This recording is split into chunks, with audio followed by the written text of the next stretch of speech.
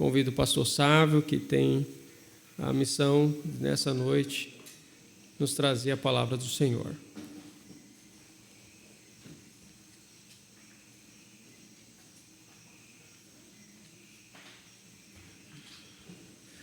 Boa noite, irmãos. Pastor Luciano me deu essa responsabilidade de pregar antes da gente iniciar as palestras, e eu fiquei meditando sobre um texto da palavra de Deus que a gente pudesse ter como uma introdução, o fundamento para todas as palestras que a gente vai ouvir aqui no EPREC. Então, eu fiquei refletindo muito sobre isso e pensando, irmãos, talvez a gente não esteja passando o pior momento da nossa família, ou talvez estejamos passando um momento muito difícil da nossa família, mas independente da situação que a gente está passando, a gente precisa que a palavra de Deus ela seja o fundamento da nossa vida. Então, convido os irmãos a abrirem a palavra do Senhor no livro dos Salmos, no Salmo número 11, e a gente poder meditar na palavra do Senhor, de modo que o Espírito Santo já, desde hoje, trabalhe em nossos corações para que nós possamos ser edificados em cada palestra, em cada momento que teremos aqui. Salmo de número 11, irmãos.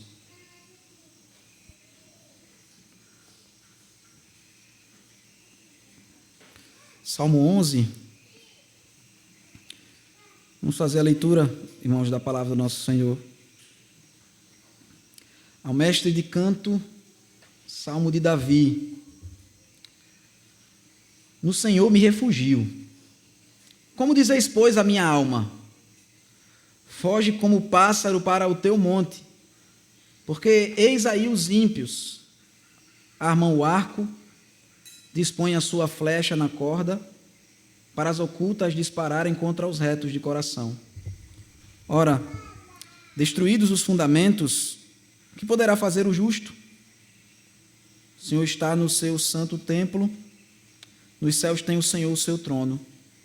Seus olhos estão atentos, as suas pálpebras sondam os filhos dos homens. O Senhor põe à prova ao justo e ao ímpio, mas o que ama a violência, a sua alma o abomina. Fará chover sobre os perversos brasas de fogo e enxofre, e vento abrasador será a parte do seu cálice.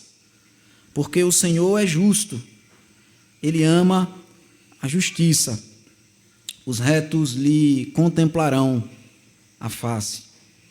Amém, irmãos. Palavra do nosso Deus. Vamos orar mais uma vez, irmãos, pedir para que o Senhor trabalhe em nossos corações. Deus, Pai, nós somos plenamente necessitados de Ti, Senhor,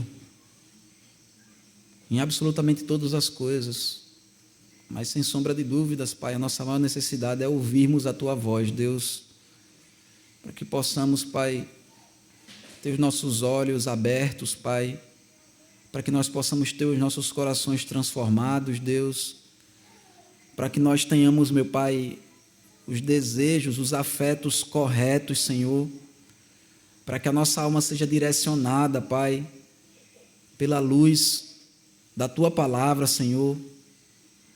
Que o Senhor possa abençoar o Teu povo, Deus. O Senhor possa abençoar cada irmão, meu Deus, que se desprendeu, Pai, dos seus afazeres, que investiu financeiramente, Pai, e que aqui está, Senhor, desejoso, meu Deus, de que o Senhor o abençoe, Pai. Que o Senhor possa abençoar cada irmão, Deus, cada preletor, Senhor, cada um de nós sejamos grandemente abençoados pelo Senhor, Pai. Nos dá a graça, Pai, de podermos ouvir a Tua santa voz e que tenhamos momentos, meu Deus, de edificação, Pai, e de verdadeiro crescimento espiritual, Senhor. Transforma a nossa vida através da Tua palavra, no nome do Teu Filho amado Jesus. Amém. Irmãos, talvez não seja o principal motivo de nós estarmos aqui a gente descansar, mas envolve isso também, né? De certa forma, a gente veio aqui também, né, num feriado, para a gente poder descansar um pouco, a gente sair um pouco da nossa rotina. Isso é bom e é saudável. Na verdade, a Bíblia ela fala muito sobre descanso. A Bíblia, um dos assuntos principais das Escrituras, na verdade, irmãos, é o descanso. A grande questão é que a forma que a Bíblia fala a respeito de descanso não é geralmente a forma que nós pensamos sobre descanso. Geralmente, quando a gente vai falar de descanso, a gente pensa sobre ociosidade, a gente pensa em parar de fazer diversas coisas e a gente simplesmente descansar o nosso corpo fisicamente, nossa mente. Mas, na verdade, irmãos, o descanso nas Escrituras sempre estão relacionados, o descanso sempre está relacionado a uma busca pelo Senhor. E a nossa alma está descansando no Senhor.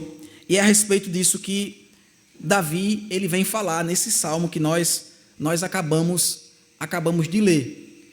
Porque esse é um anseio de Davi. Se a gente for parar para pensar, um dos momentos mais importantes ou emblemáticos da vida de Davi, está lá em 2 Samuel, no capítulo 7, quando vai falar da aliança que Deus vai fazer com Davi, e o texto começa dizendo que Deus ele deu descanso para Davi de todos os seus inimigos. Então é quando ele se volta ali para querer construir o templo do Senhor. Mas a gente vê que a vida de Davi é uma vida muito atribulada, os irmãos conhecem bem, uma das vidas mais atribuladas, se a gente puder falar assim nas Escrituras Sagradas, uma vida de um homem que foi perseguido, mas que sempre encontrou no Senhor, irmãos, o lugar dele de refúgio, o lugar dele de descanso. E veja que nesse salmo não é diferente. Ele começa o salmo falando, no Senhor me refugio. E é interessante porque esse salmo é um salmo de confiança, se a gente puder assim falar. Existem vários tipos de salmo nas Escrituras Sagradas. Existem salmos que são de confissões de pecado, como a gente leu o Salmo 51, por exemplo. Existe um salmo de louvor a Deus, como o Salmo 146, que nós cantamos. Existem vários tipos de salmos. Existem salmos de súplica, que o salmista ele tem algum pedido, ele tem uma petição, e ele vai colocar diante de Deus aquele pedido quando ele está passando por uma dificuldade. Então ele vai crescendo a confiança nele durante o salmo e ele termina o salmo louvando a Deus. Ou tem os salmos que ele já começa o salmo demonstrando a confiança que ele tem no Senhor, como esse salmo aqui, o Salmo 11. Só que esse Salmo 11 é diferente da maioria dos outros salmos que falam a respeito da confiança do salmista em Deus. Por exemplo, o Salmo 46, um salmo muito conhecido, o salmo que inspirou Martinho Lutero a escrever o hino Castelo Forte. Ele começa dizendo, refúgio e fortaleza é o nosso Senhor, é o nosso Deus. Socorro bem presente na hora da tribulação, portanto não temeremos. Só que o contexto do Salmo 46, irmãos, é completamente diferente do contexto do Salmo 11. Geralmente, quando o salmista ele vai fazer um cântico demonstrando a confiança nele no Senhor, é depois que Deus deu um grande livramento para ele. Por exemplo, o Salmo 46, ele é entoado, ele foi composto provavelmente quando Deus ele não permitiu que Jerusalém ele fosse destruída no tempo do rei Ezequias, quando os inimigos estavam à porta, quando a Síria estava lá e queria derrubar os muros de Jerusalém. Então Deus mandou o seu anjo para destruir ali aquelas pessoas, os exércitos inimigos, e eles então cantam depois que Deus o libertou. Só que o Salmo 11, irmãos, é muito interessante o contexto dele, a gente poder entender, porque é diferente disso. O salmista aqui, Davi, ele está orando, ele está clamando a Deus, demonstrando a confiança em Deus, ainda antes de Deus libertá-lo. E pelo contrário, a gente nem vai ver no Salmo Davi pedindo para que Deus o liberte da tribulação, da dificuldade que ele está passando. O contexto aqui do Salmo 11, irmãos, a gente pode encontrar ele lá no livro de 1 Samuel, no capítulo 22. Eu peço para que os irmãos abram, para que a gente possa entender melhor o texto. 1 Samuel capítulo 22.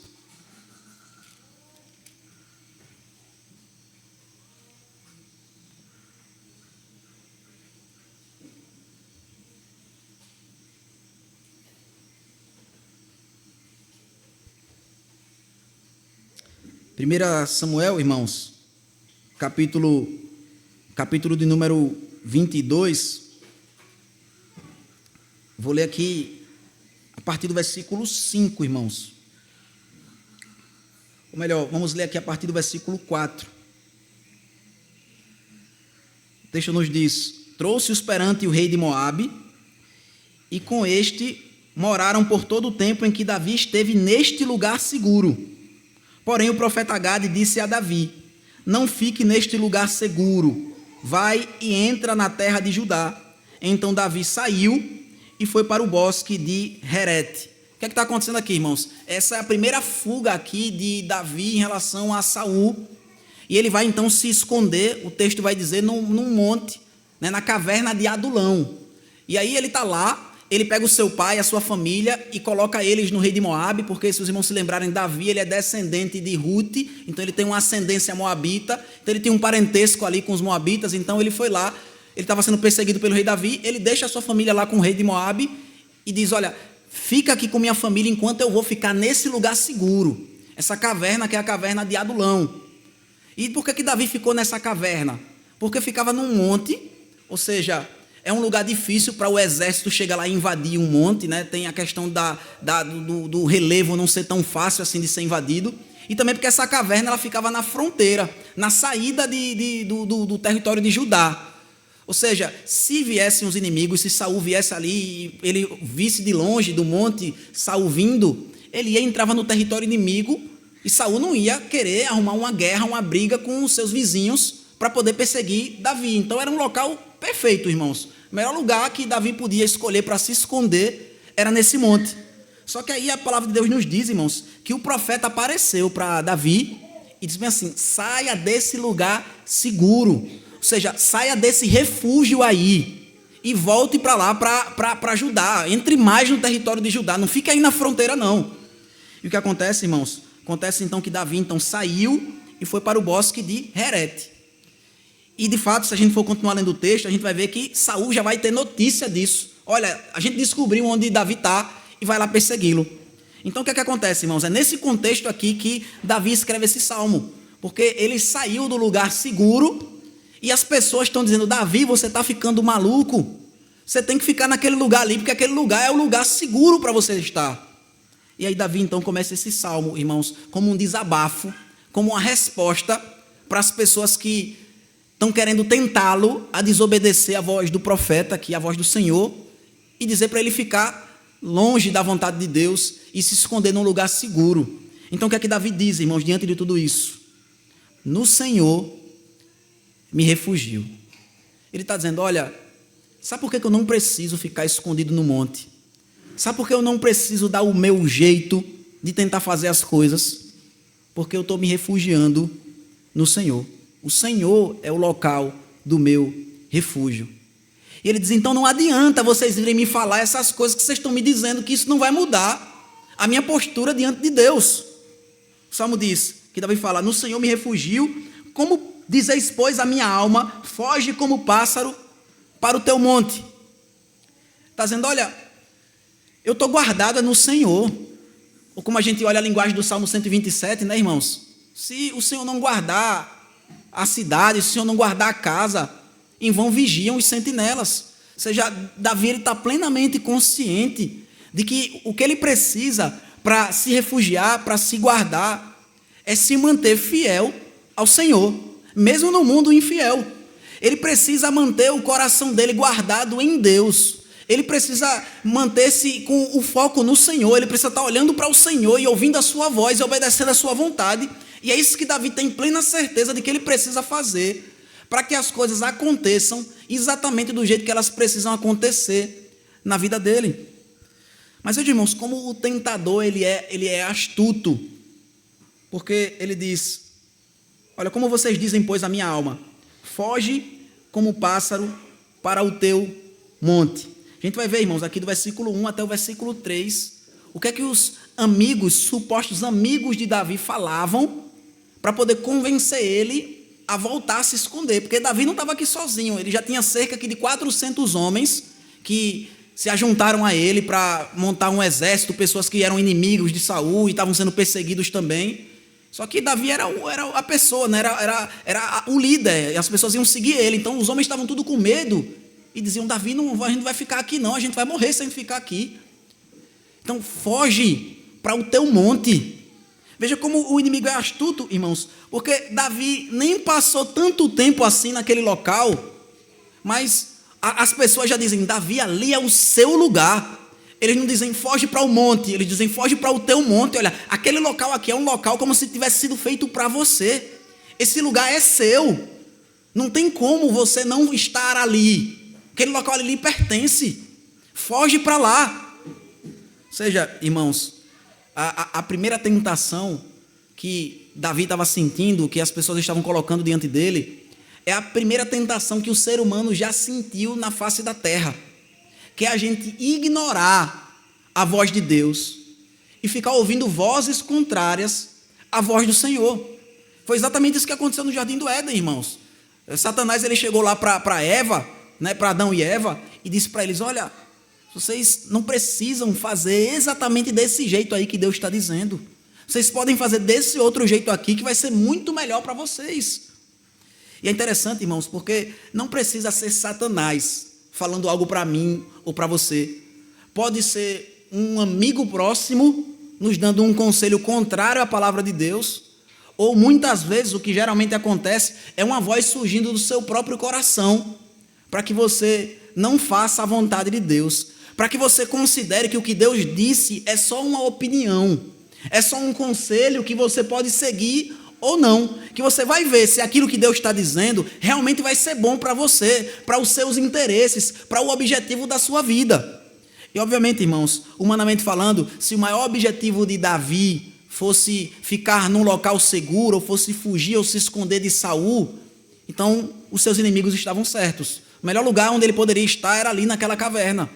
Mas, irmãos, eu e você, a nossa vida foi dada por Deus. Não é para que eu e você a gente faça de tudo para a gente sobreviver. Não é para que eu e você a gente esteja disposto a negociar a nossa fé e a nossa confiança no Senhor, para que eu e você a gente continue vivo. Pelo contrário, irmãos, se a gente for aprender com o próprio Senhor Jesus, a forma que Ele nos ensinou a orar é que a glória de Deus, ela sempre vai estar à frente, sempre vai estar acima dos nossos próprios interesses pessoais.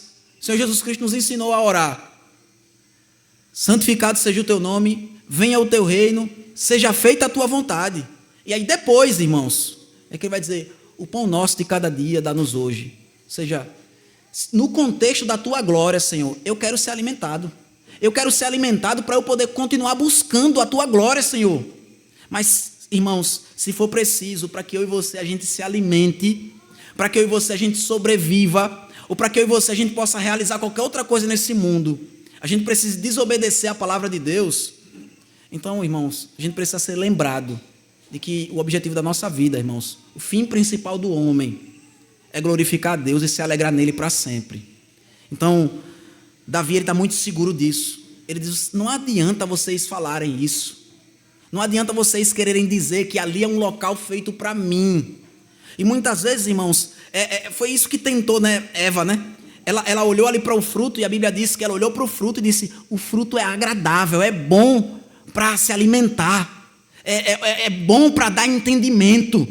Ou seja, a gente sente, irmãos, que o pecado, a gente sente que desobedecer a Deus, a gente sente que seguir outros caminhos, outros conselhos, faz todo sentido com quem a gente é, se conecta com aquilo que a gente está sentindo.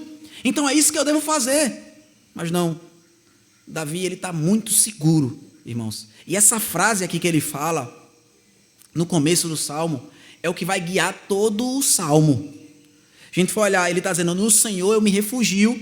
E aí então tem 3 objeções que os ímpios estão falando, que os seus amigos estão falando, e que ele vai responder, ou que ele vai deixar de ouvi-los, porque ele está se refugiando no Senhor. Então quando eles dizem: foge como um pássaro para o teu monte, ou seja, você vai fugir como um pássaro, ou seja, não dá tempo de um predador terrestre ou de uma armadilha conseguir alcançar o pássaro se ele estiver voando. Não dá para Saul lhe pegar se você for agora para o monte e se esconder ali.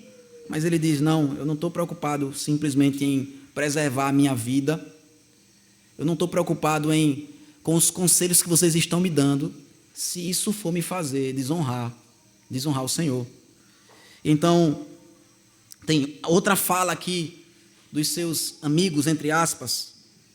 Eles dizem: porque eis aí os ímpios armam o arco, dispõem a sua flecha na corda, para as ocultas dispararem contra os retos de coração. É como se eles estivessem dizendo assim: não, Davi, eu entendo, você está querendo dizer então que a gente vai ficar aqui e vai lutar, e Deus vai dar a vitória para a gente, né? Só que veja só, por mais que a gente tenha um exército aqui, 400 homens, a gente vai lutar contra um país inteiro. É o exército de Israel todo que vai combater contra a gente não tem chance. E aí o exemplo que eles dão é: olha, os ímpios, eles estão com um arco e eles vão disparar as ocultas. A gente sabe que você, Davi, é um homem de guerra, você derrotou Golias e tudo mais, mas veja que essa batalha é impossível de você vencer. Porque veja, irmãos, qual a dificuldade aqui nessa batalha que eles estão colocando? Eles dizem: olha, os ímpios estão armando o arco. O arco, irmãos, é uma arma que você consegue usar de uma média, longa distância. Ou seja, por mais que Davi fosse um homem que sabia manusear uma espada, que sabia até manusear uma funda, que pudesse ir para uma batalha, mas ele tem que enfrentar inimigos que estão escondidos, eles estão às ocultas, e eles vão disparar um arco. Ou seja, olha, está um país todo atrás da gente, Davi. Como que a gente vai conseguir se defender de todos os lados? Não tem como, a gente aqui no meio desse bosque, eles tocam fogo aqui nesse bosque, a gente vai ter que sair e eles pegam a gente lá fora. Ou eles vêm por um lado, vêm pelo outro lado, e a gente não tem o que fazer, a gente não tem homem suficiente para lutar em duas frentes. Então, olha, essa batalha é impossível da gente ser vitorioso nela. Veja, os ímpios, eles estão lutando de um jeito que não tem como a gente combatê-los. Eles armam o arco e eles vão disparar essas flechas às ocultas. A gente não vai nem saber o que nos atingiu. A gente vai ser derrotado de um jeito que não tem condições alguma da gente lutar. Veja, irmãos, que o argumento é muito lógico, muito racional. Como muitas vezes o argumento para que eu e você a gente não siga a palavra de Deus também faz muito sentido. Veja, um conselho que pode ser dado: olha, seu casamento aí, paz, seu marido, ele não está agindo do jeito que ele deveria agir. Então, se você ficar negócio de submissão, negócio de obedecer a palavra de Deus, nunca que o seu marido vai mudar. Você precisa se impor também, você precisa dizer como é que as coisas vão acontecer, você precisa começar a fazer joguinhos com seu marido, e aí você vai começar a ter um resultado. E aí faz sentido, irmãos, faz sentido. Como é que uma pessoa que não está tratando a outra bem vai mudar se a pessoa ficar sendo passiva em tudo? Humanamente falando, não faz sentido esse conselho. Mas o que a Bíblia diz para a gente fazer, irmãos, não é a gente tentar do nosso jeito resolver o nosso problema. Ah, mas olha, os pais, eles não estão dizendo as coisas do jeito que eles deveriam dizer, não estão dando as ordens certas que deveriam dar. Então você, como filho, você vai ter que fazer a sua vontade, você vai ter que agir do seu jeito. Olha, a sua esposa, os seus filhos não estão lhe respeitando como marido, como homem da casa. Então você agora vai ter que começar a falar alto, você vai ter que começar a bater na mesa, você vai ter que começar a jogar duro com eles. E também não é o que a palavra de Deus requer, irmãos. Faz sentido. Racionalmente falando, faz sentido a gente seguir os conselhos dos ímpios. Ou a gente manipular. Vai, manipula o teu marido, manipula a tua esposa, manipula os teus pais, manipula os teus filhos. E aí você vai conseguir. Você está fazendo isso para o bem deles. Você não está sendo bíblico, mas veja, isso é para alcançar os objetivos da Bíblia. A Bíblia não diz que a família tem que estar bem, a família tem que estar unida. Então você faça o que for preciso para isso. E aí, irmãos, faz muito sentido, muitas vezes, a gente ouvir diversos tipos de conselhos dos ímpios. E se a gente for, humanamente falando, agir do jeito que a palavra de Deus diz para a gente agir, parece que não tem lógica. Qual é a lógica de Davi ficar num bosque, podendo ser atacado por todos os lados, ao invés de ele estar numa caverna, escondido, guardado, seguro? Mas, irmãos, se Deus falou, eu e você, nós devemos fazer igual Davi, irmãos. Esse não é um ponto a ser discutido. Se Deus disse, faça isso, o que eu e você nós devemos dizer é como o povo de Deus disse, quando o coração deles está quebrantado diante do Senhor, está desejoso de obedecer. O que o Senhor falou, faremos. A gente não vai discutir, irmãos, com Deus. A gente não vai pedir explicações. Por que, Deus, que eu tenho que fazer assim? Por que, Senhor?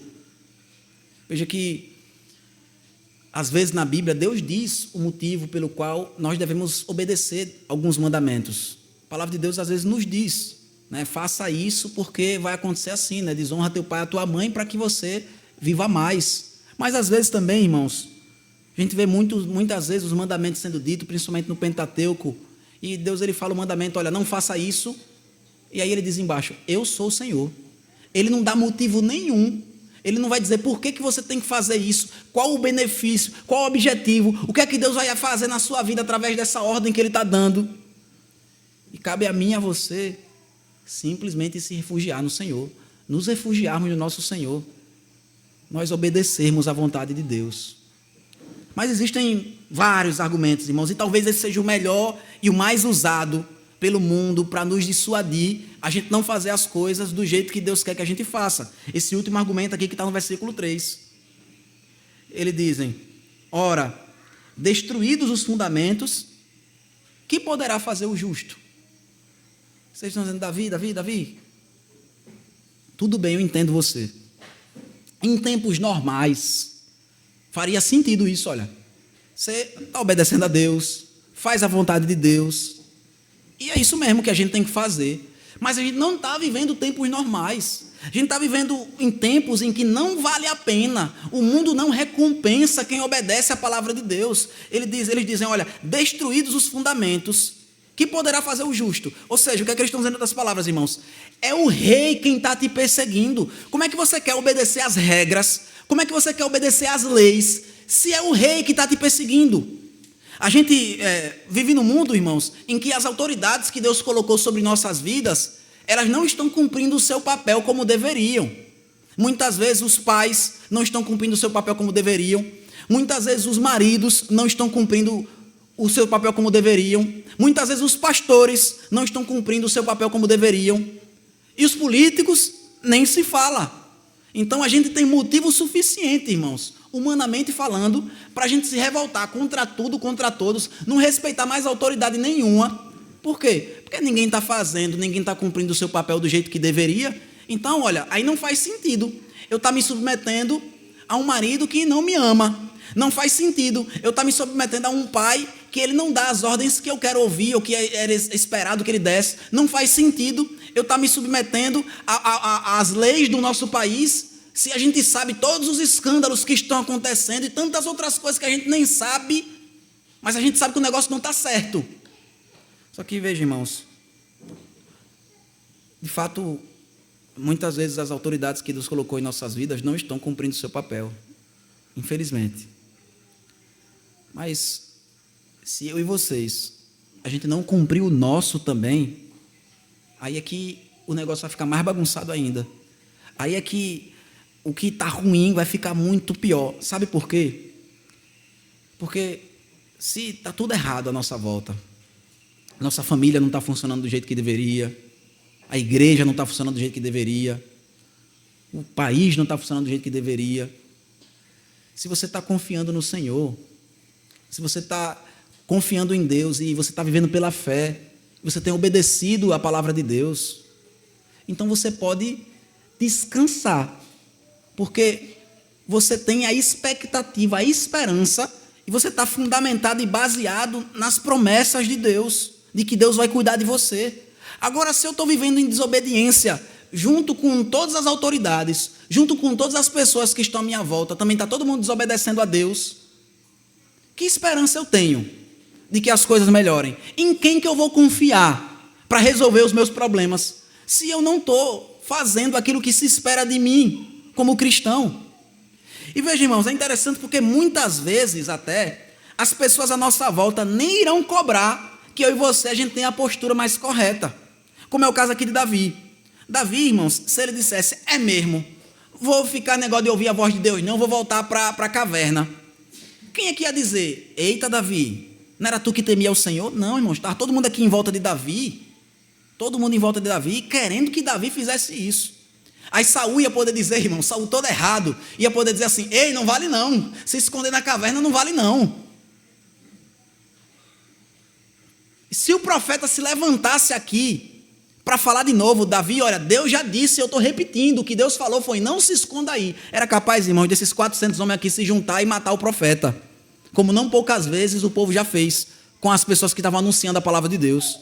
Então Davi, ele poderia desonrar a Deus, irmãos, sem nem ter peso na consciência, porque ninguém à sua volta ia cobrar uma postura diferente, pelo contrário, ele tinha todos os incentivos para fazer aquilo que é errado, como muitas vezes também, irmãos, eu e vocês, se a gente quiser viver no pecado, talvez a maioria das pessoas, elas vão ficar em silêncio. Sabe por quê?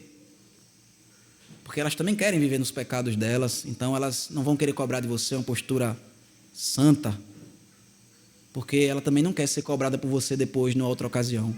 É um acordo, irmãos, que o mundo faz e que, infelizmente, até mesmo a gente faz esse acordo também dentro da igreja. Ninguém cobra ninguém, cada um vive a sua vida do jeito que quer, e a gente não precisa se preocupar com o que Deus falou.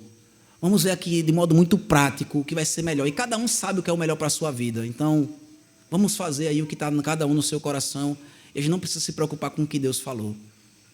Mas veja, irmãos, apesar de todos os incentivos que Davi tinha para viver dessa forma, para entrar nessa conspiração contra o Senhor, como os homens entraram lá no Salmo 2, contra o Senhor e contra o seu ungido, Davi, ele bate o seu pé, irmãos. Ele se firma na palavra de Deus, e a resposta de Davi, a palavra de Davi, continua sendo a mesma: no Senhor me refugio. Veja que não é fácil, irmãos. A gente está meditando no livro de Gênesis, lá na igreja, e eu estou impressionado com José, irmãos. Semanas atrás eu preguei sobre José, ele ter dito não, né, para a mulher de Potifar. E se a gente for olhar o texto lá com bastante calma, o que Moisés está dizendo ali quando ele escreve é como se José ele fosse Adão no jardim, veja, sendo tentado por uma mulher, e aí é como se a mulher ali, ela vem com uma palavra ali, como se fosse a palavra da serpente, e aí ele vai e diz que não vai pecar. E aí é igualzinho o texto, irmãos. A mulher de Potifar vai dizer: olha, o servo que você colocou aqui na nossa casa, como Adão, né, disse para Deus, né, a mulher que tu me destes, olha o que foi que ela fez aqui. E ele foge sem roupa, e é igualzinho, como quase que a repetição de Gênesis capítulo 3, lá o texto. Eu fiquei dizendo: meu Deus, como é que pode? José, pecador, ele disse não para o pecado de uma forma que nem Adão no jardim do Éden, ele conseguiu dizer não para Satanás. E a resposta, irmãos, é porque o Senhor, ele nos capacita de uma forma, se eu e você a gente tem o Espírito Santo de Deus, que eu e você a gente pode dizer não para o pecado, de um jeito que nem Adão não poderia fazer, porque Adão ele estava confiando nas suas próprias forças, ele não tinha o auxílio ali na aliança das obras para poder ele ser sustentado, para poder obedecer, ele tinha que obedecer pela sua própria capacidade e força. Só que eu e você, irmãos, a gente tem o Espírito Santo de Deus que nos fortalece, que a Bíblia diz: olha, não tem nenhuma tentação que não possa ser resistida. Nunca nos sobreveio tentação que eu e você, a gente não tivesse condições de dizer não. Sempre que eu e você a gente peca, é porque a gente está fazendo exatamente isso aqui que Davi não quis fazer, de se render ao pecado, aproveitar a oportunidade, a circunstância favorável, a inclinação do seu coração, do mundo à sua volta, para dizer sim ao pecado. Ele continuou dizendo não. E aí então agora, irmãos, no restante do texto, ele vai explicar o porquê. Por que não vale a pena desobedecer a Deus? Por que ele está dizendo que vai se refugiar no Senhor? Por quê? E o que é impressionante é que Davi ele não vai falar uma coisa, irmãos, que eu e você a gente não saiba.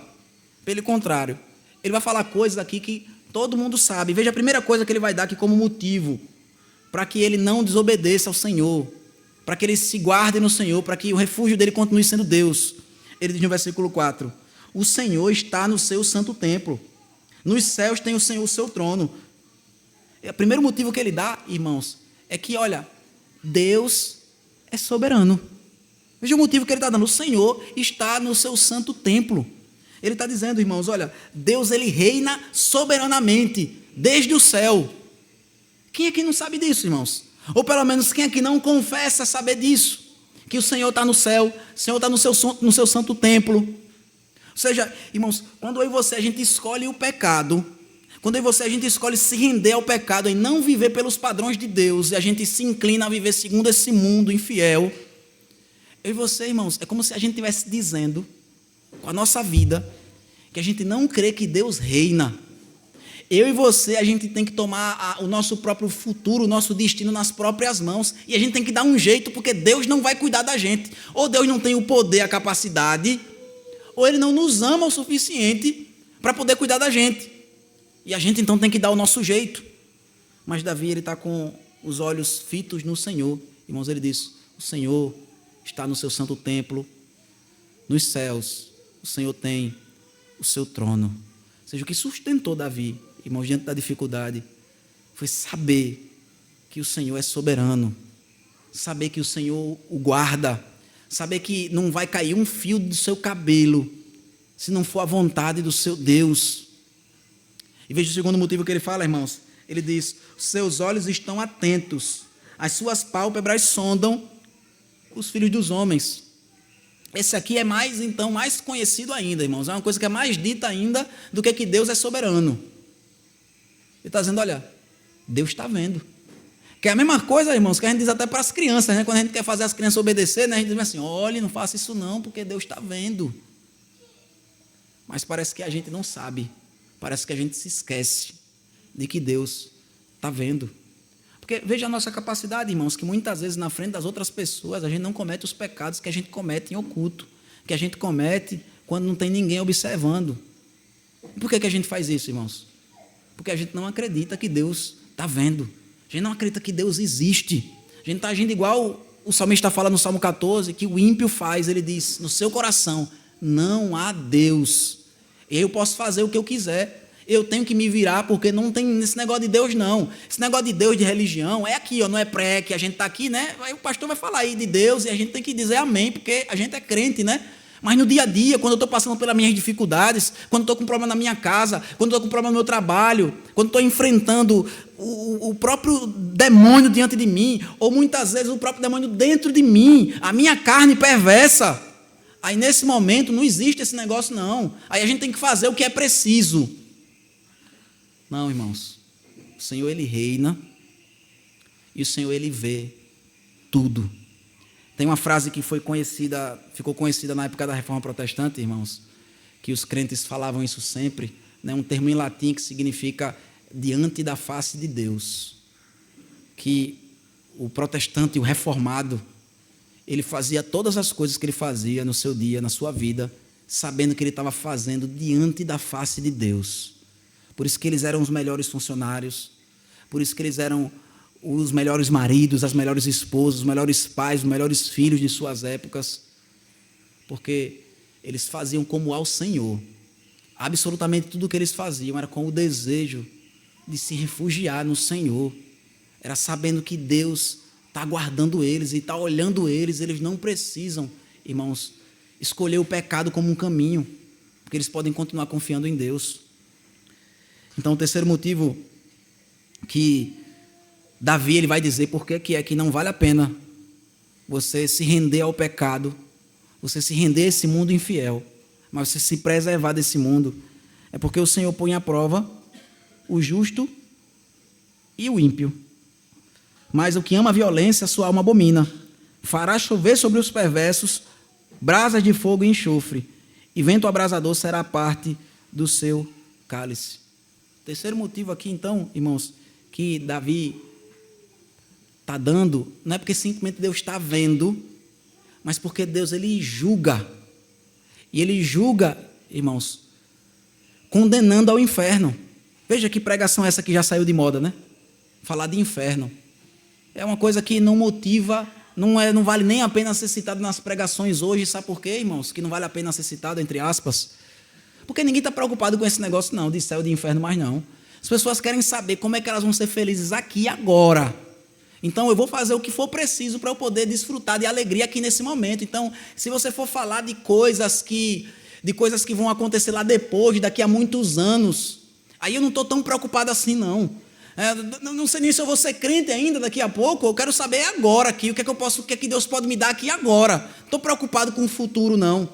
Eu lembro uma vez, irmãos, foi uma das primeiras vezes, eu estava no seminário e uma das primeiras vezes assim que gente de outra igreja me chamou para dar um estudo para eles, e aí eles me perguntaram, né, durante o estudo, né, tinha alguns casais lá com problema no casamento, e aí uma uma das mulheres me perguntou assim, olha, me diga uma coisa, se a pessoa trair a esposa, ela vai sofrer aqui nessa vida? Significa que a vida dela vai dar tudo errado na vida dela? Eu fui assim, olha, na verdade, é uma consequência natural do pecado, é que a gente sofra aqui nessa vida, mas o que a Bíblia ensina, que fala a respeito desse assunto, é que pode ser que não.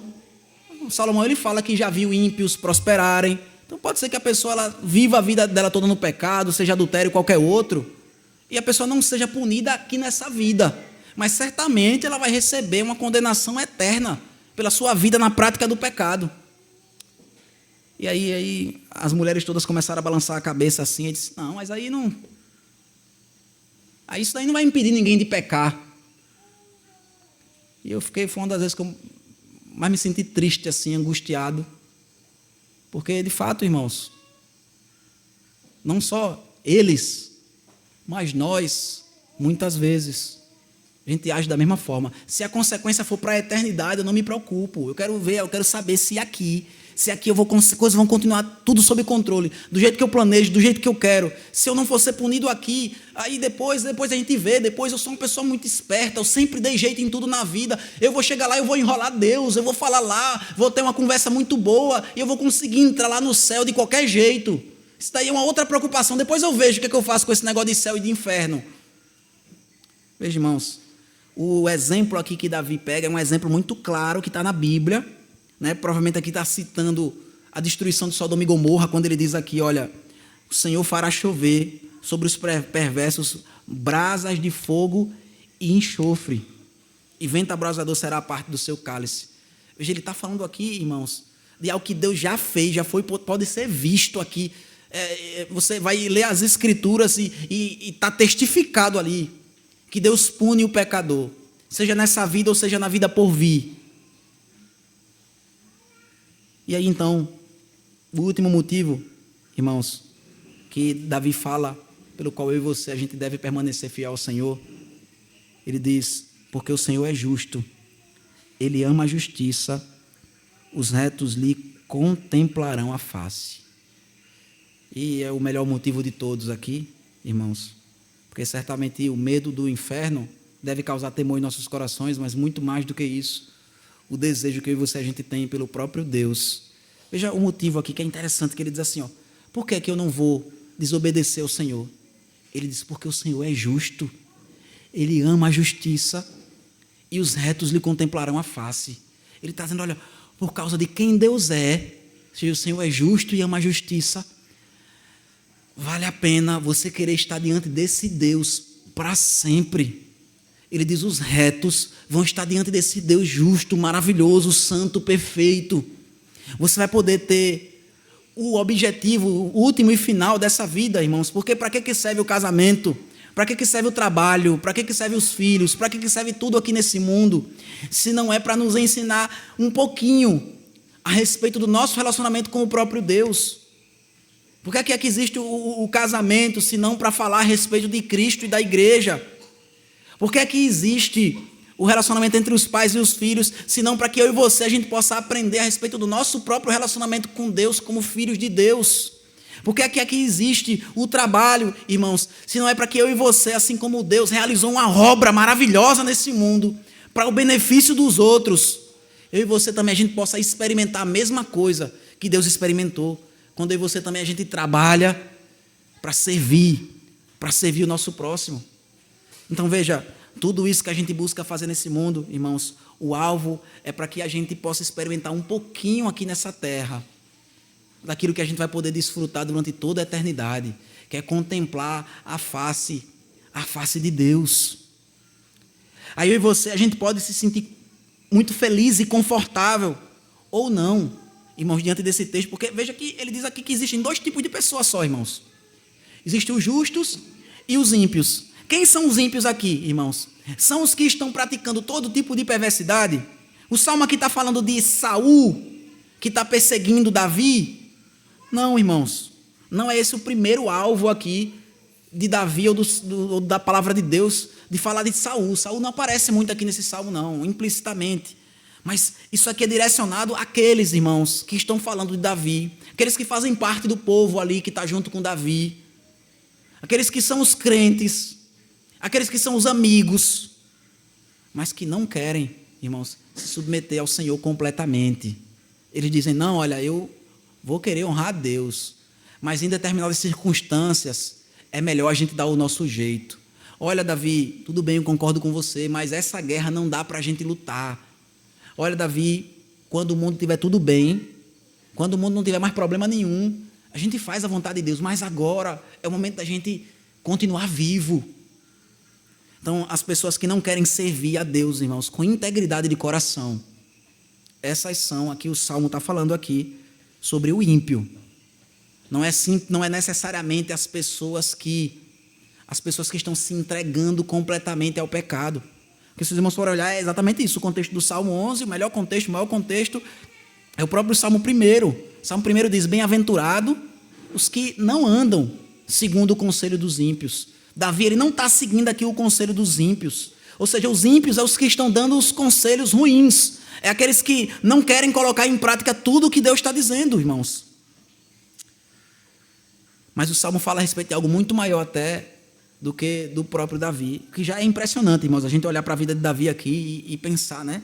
Veja, ele não está pedindo para Deus livrar ele de Saul. Ele não está pedindo, está passando por uma dificuldade que eu e você, a gente nem imagina, irmãos, o tamanho dessa dificuldade. Uma pessoa mesmo está querendo lhe matar, fazer de tudo, botou como objetivo, missão da vida dela, acabar com a sua vida. De fato, literalmente. E não é que Davi não tinha medo, irmãos, de morrer, pelo contrário. Se a gente voltar alguns capítulos lá em 1 Samuel, ele vai dizer para Jonathan, o seu amigo, o filho de Saul, ele vai dizer bem assim, olha, Jonathan, eu estou a um passo da morte. Ou seja, eu não sei se o próximo passo que eu vou dar vai ser o último da minha vida. Ou seja, Davi, ele temia pela sua vida, irmãos. Mas quando ele se coloca diante de Deus, quando ele olha para o Senhor assentado no seu trono, quando ele olha para a eternidade e pensa, eu vou desfrutar de Deus eternamente. Então, ou continuar vivo ou não, o sobreviver a Saul ou não, é apenas um detalhe, irmãos. É apenas um detalhe. Sei que cada um dos irmãos aqui tem seus problemas, as suas dificuldades. Mas que você tenha como objetivo aqui, quando você escutar falar sobre casamento, não é simplesmente fazer com que os problemas do seu casamento acabem. Que quando você ouvir aqui sobre trabalho, não é, olha, eu quero ser uma pessoa mais produtiva, eu quero conseguir um salário maior, eu quero, né, que as coisas melhorem, eu me estresse menos no trabalho. Não tenham isso como os objetivos da sua vida. Que o maior objetivo da sua vida seja, mesmo que seu casamento não melhore, mesmo que você nem nunca se case, mesmo que você ainda continue ganhando mal, sem receber o respeito que você acha que merece no seu emprego, ainda assim você vai querer se refugiar no Senhor. Ainda assim você vai querer ouvir a voz do Senhor. Não simplesmente para você poder seguir o exemplo de Davi, irmãos, mas porque você está olhando para o Senhor, que estava assentado no seu alto sublime trono, mas que ele desceu até aqui na terra. E também recebeu conselhos como Davi recebeu conselhos. Pedro chegou para ele e disse assim, tem compaixão de ti mesmo, Senhor. Que negócio é esse do Senhor morrer na cruz? Não vai não para a cruz não, Senhor. O conselho que ele recebeu de Pedro. Ou o conselho que ele recebeu de Tomé. Quando Lázaro havia morrido, ele ia lá voltar para ressuscitar Lázaro. E Tomé disse, não, Senhor, a gente não pode voltar para lá não, porque eles estão querendo matar a gente. Mas o Senhor não apenas foi lá, não apenas ressuscitou Lázaro, não apenas foi até a cruz, irmãos, mas pagou por todos os nossos pecados, para que eu e você, irmãos, que antes tínhamos a disposição de negociar a nossa fé, que tínhamos a disposição de não necessariamente viver a palavra de Deus com esse compromisso todo, mas que agora você olhando para Cristo e vê que Ele levou até as últimas consequências, irmãos, a sua obra, e sendo que o maior beneficiário da sua obra, irmãos, somos eu e vocês. Você vai olhar para o que Cristo fez e você vai dizer, se Ele foi até o fim para me salvar, como que eu não vou até o fim em gratidão a essa salvação que eu recebi. Amém, irmãos? Que Deus nos abençoe.